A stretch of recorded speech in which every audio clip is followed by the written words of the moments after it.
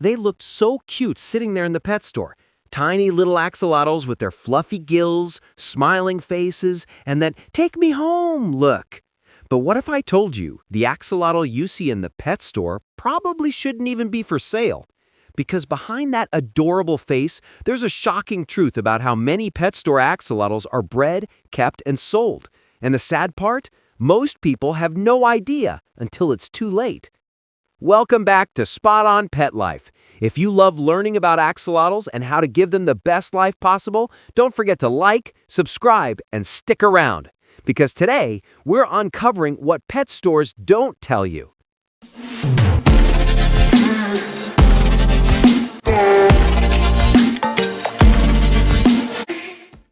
Part 1. The Cute Impulse Buy Problem. Walk into any pet store, and it's easy to see why people fall in love with axolotls. They're weird, they're rare, they're cute, and they look like easy pets. But that's exactly the problem. For most stores, axolotls are treated like fish, when in reality, they're not. They're amphibians with very specific needs: cool water, stable parameters, and absolutely no stress. Yet in pet stores, you'll often see them in small, crowded tanks, warm tropical water meant for fish, gravel that can cause impaction. There is, however, a right kind. It's called axolotl and is perfectly safe. Ask the store what they use. I've added a link to the description. If it's normal gravel, not good news. Or tank mates. This is actually the exact reason why I have plecos with mine. A local pet store recommended me even to do so, which is absolutely terrible advice for a beginner. Thank God this worked out in my case, but don't use this as an example. And yes, sometimes you'll even see sick or deformed ones because they were bred too often or kept in poor water. The truth is, most pet stores aren't equipped to handle axolotls properly. Part 2. Mass breeding and inbreeding. Here's where it gets even more concerning. To keep up with demand, many suppliers mass breed axolotls, often in poor conditions. That means no genetic control, overcrowding, and little attention to health.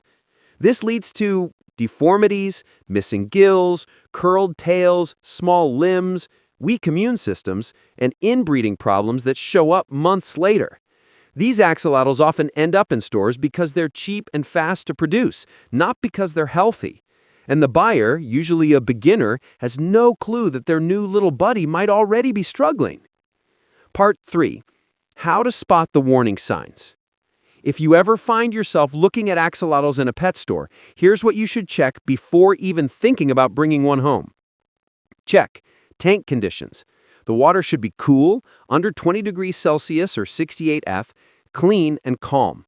No gravel. Any sign of gravel, if not axogravel, red flag. Gills should be fluffy, even, and bright, not shriveled or curled forward. Body shape. A healthy axolotl looks plump but smooth, not skinny, bent, or floating constantly. And tank mates. If they're housed with fish or plecos, walk away. And if the employee can't answer basic questions like what temperature do they need or how often do you test their water, that tells you everything. Part 4. Why pet stores still sell them. You might be wondering, if it's that bad, why are pet stores still allowed to sell axolotls? The short answer is profit and popularity. Axolotls exploded online thanks to memes, TikTok, and video games like Minecraft, so stores realized people would buy them. But what's missing is education. Pet stores often don't mean to harm them, they just don't have the right setup or knowledge. And without regulation, there's no requirement to meet proper care standards. It's the same reason we see goldfish in bowls. It's tradition, not best practice. Part 5. The better way. Responsible breeders. Now, let's talk solutions because it's not all bad news. There are amazing responsible breeders out there who truly care about axolotls. They select healthy parents, avoid inbreeding, raise juveniles in perfect water conditions, and ship safely and ethically. Buying from a trusted breeder means you're supporting people who care about the animal, not just the sale. And even better, you'll usually get advice and support from someone who actually knows what they're talking about. Part 6. My experience. When I first started, I made the same mistake. I fell for the pet store setup. It looked clean, the axolotls looked fine, until they weren't. That's when I learned the hard way that sometimes healthy looking doesn't mean healthy. Since then, I've spent years learning, researching, and raising Pharaoh, Mario, and Cecilia the right way.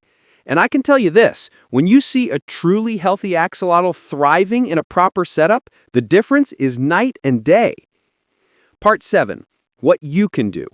So what can you do to make a difference? 1. Do your research before buying. 2. Support ethical breeders or rescues.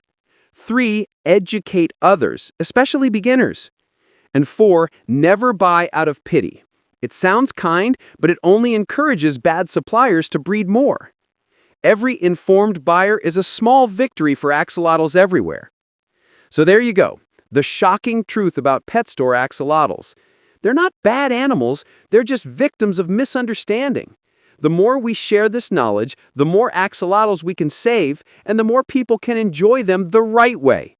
If you found this helpful, check out my other videos for care guides, facts, and everything you need to know to keep your axolotl healthy and happy.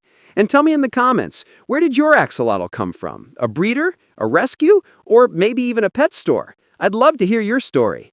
Until next time, keep your tank cool, your worms wiggly, and your axolotls happy. See ya!